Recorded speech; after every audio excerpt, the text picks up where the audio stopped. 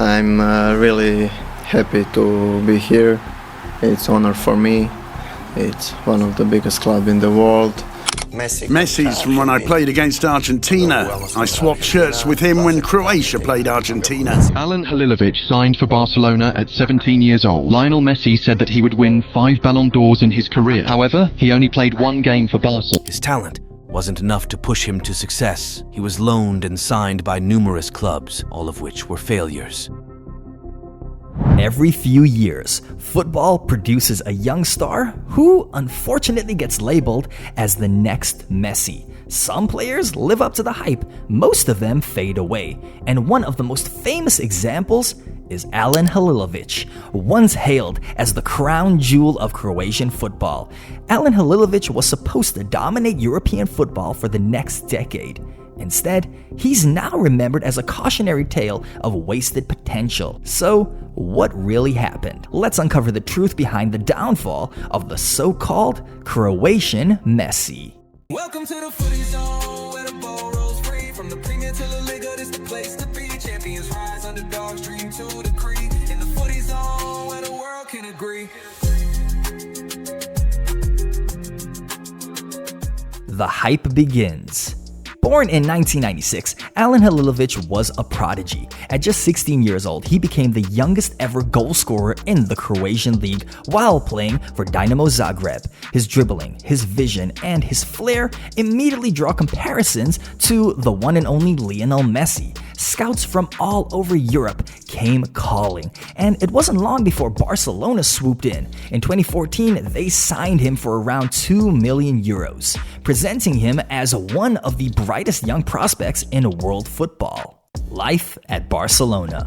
Here's the reality. Joining Barcelona is a dream, but for a lot of young players, it can also be a trap. The competition for places is brutal, especially when you're playing in the same position as Lionel Messi. And then you still have Neymar on the other wing, and let's say you want to play as a creative attacking midfielder, then you have to go up against Andres Iniesta. So breaking into the first team was almost impossible. Halilović spent most of his time with the Barcelona B team, showing flashes of talent but never quite dominating the way that fans pretty much expected. The pressure of living up to the next Messi tag began to weigh heavily, and whispers, they started. Was he really that good? Or is he just overhyped? The loan cycle begins. In 2015, Halilović was loaned to Sporting Gijón. At first, it looked like a perfect move. The people, they always support me and we speak a lot. The people of Gijón are my favorites. He played regularly in La Liga, and while he showed some exciting moments, he lacked consistency. After that, his career turned into a carousel of transfers and loans. Hamburg, Las Palmas, AC Milan, Standard Liège, Birmingham City, Heerenveen, and so many more. Halilovic, druk gezet door Peña en Limbombe. Heerlijk weggedraaid. Dat is een lekkere voetballer. Halilovic. Hoppakee. Schitterend om aan te kijken. Every time he arrived, fans hoped that he'd finally settle in, but every time, the same issues emerged, flashes of brilliance. Goed teruggelegd, Halilovic aannemen en uithalen en scoren ook! Wat een rust, Alen Halilovic! Followed by long spells of invisibility, the real problems. So, what really went wrong? Firstly, it was his physicality. Halilovic had the technical skills, but in Europe's toughest leagues, he struggled with physical demands. Secondly, it was his mentality. Many coaches questioned his actual focus and his professionalism when he joined their teams.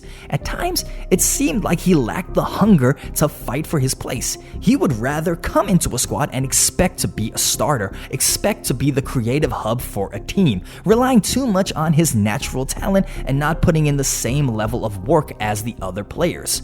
And thirdly, it was bad career choices.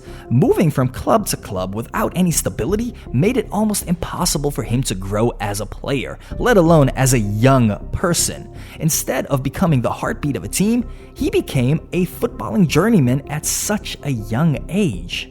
Yeah, of course, I'm really excited.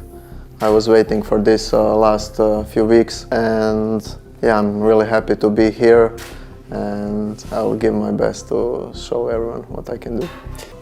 Las Palmas, nada, hablo mucho con ellos, hablo con los, nada, yo creo que eso es muy buena decisión y para mi futuro, y hablo con el director Luis Helguera mucho, él me